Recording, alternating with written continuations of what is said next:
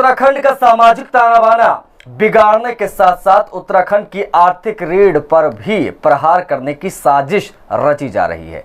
साजिश के तहत उत्तराखंड के पर्यटन कारोबार में मुसलमानों को घुसपैठ कराई जा रही है।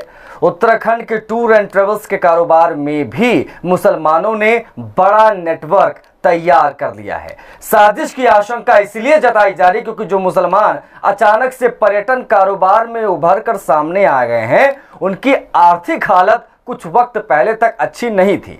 फिर अचानक से पैसा कहां से आने लगा, ये अपने आप में बड़ा सवाल है। खुफिया एजेंसियों को शक है कि इन लोगों को बाहर से फंडिंग मिलती है और इसीलिए ये कहा जा रहा है कि मुस्लिम कब्जा कर रहे पर्यटन कारोबार फंडिंग और साजिश के आसार। पहली रिपोर्ट देख लीजिए, मेहमान जुड़ेंगे, उनसे इसी मसले पर चर्चा करेंगे। पहले लव जिहाद, फिर लैंड जिहाद, आबादी जिहाद और अब देवभूमि में टूरिज्म जिहाद। उत्तराखंड में लव जिहाद, लैंड जिहाद और आबादी जिहाद के बाद अब टूरिज्म जिहाद की नापाक साजिश को अंजाम दिया जा रहा है।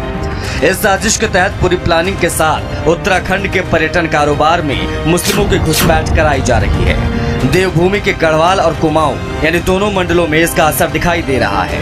हालात ये हैं कि उत्तराखंड के ज्यादातर होटल्स, रेस्टोरेंट्स और लॉज पर मुस्लिम कारोबारियों का कब्जा हो गया है।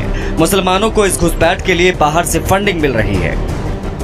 मुस्लिमों ने स्थानीय कारोबारियों से ऊंची कीमत पर होटल और लॉज लीज पर ले लिए। कुछ साल पहले तक जो होटल स्थानीय लोग चला रहे थे, वो अब मुसलमान चला रहे हैं। बीते 5 सालों को देखें तो इनमें ऐसे कई लोग उभरे हैं जिनके पास ज्यादा पैसा नहीं था। होटल और लॉज को लीज पर लेने वाले कई मुसलमान आर्थिक तौर पर कमजोर थे। आर्थिक तौर पर कमजोर होने के बावजूद होटल को लीज पर लेने में सबसे ऊंची बोली लगाई गई, इसीलिए साजिश की बू भी आ रही है। आशंका है कि इन्हें बाहर से फंडिंग मिलती है। खुफिया एजेंसियों ने कई लोग यूपी और कई लोग नेपाल के चिन्हित किए हैं। पर्यटन कारोबार पर कब्जा करने के बाद मुसलमानों ने स्थानीय हिंदुओं का रोजगार छीन लिया। होटल में पहले वेटर, कुक और सफाई कर्मी स्थानीय हिंदू थे, लेकिन अब बाहरी मुसलमान हैं।